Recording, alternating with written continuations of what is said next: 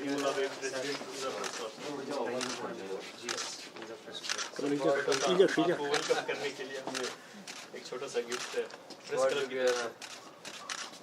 बहुत शुक्रिया। कितने मेंबरान हैं आपके प्रेस क्लब के?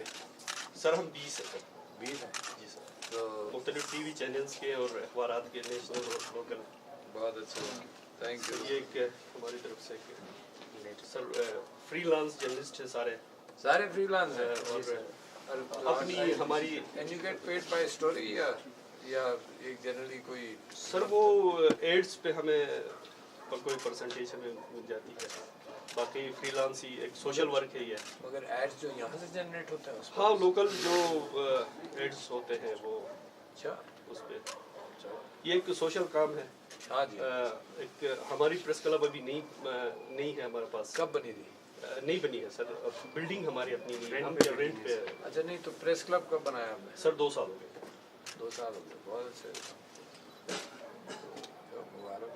Thank you very much sir, आपके यहाँ इस इलाके में आने का हुंजा को चॉइस किया है तो आपने इससे टूरिज्म प्रमोट होगी। पहले भी यहाँ के मसाइल हल पहले भी आ चुका हूँ। अच्छा डायरेक्टली मसाइल तो नहीं हल होंगे, मसाइल जब समझ में आएंगे तो हुकूमत को हम बताएंगे, ठीक है ना?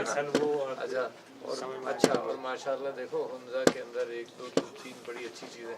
जब मैं पहले आया था तो बड़ा खूबसूरत स्कूल भी था, तालीम के एतबार से यहाँ बहुत अच्छा रेशियो है तालीम का। फिर जब तालीम मिल जाती है तो फिर नौकरियों का इम्कान बढ़ जाता है, और इसी वजह से मैं समझता हूँ कि हुंजा वैली में पूरा क्रेडिट देता हूँ प्रिंस करीम हिज एक्सेलेंसी करीम आगा खान साहब को कि उनका विजन इसमाना करके फिर AKRSP का आगा खान रूरल सपोर्ट प्रोग्राम ने बहुत तब्दीली की। तो हुंजा एक ऐसा डिस्ट्रिक्ट है जहाँ पर पाकिस्तान के दूसरे डिस्ट्रिक्ट के मुकाबले में पिछले 15-20 साल के अंदर बहुत इम्प्रूवमेंट आई है।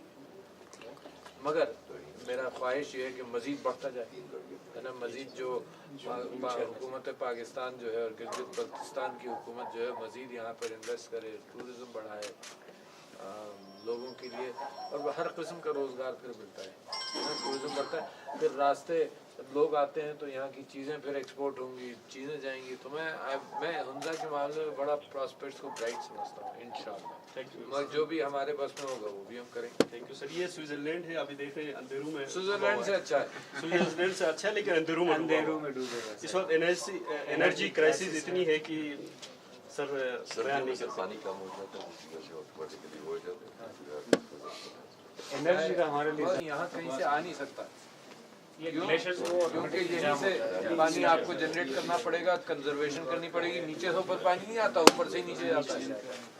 तो कंजर्वेशन प्रोसेस अपना हमारे पास अताबाद लेक से उसमें अगर आप मेहरबानी कर रहे हैं, हाँ उसमें क्या करना है? प्रपोजल वो अभी एक है 32.5 मेगावाट की एक बनी है प्रोजेक्ट।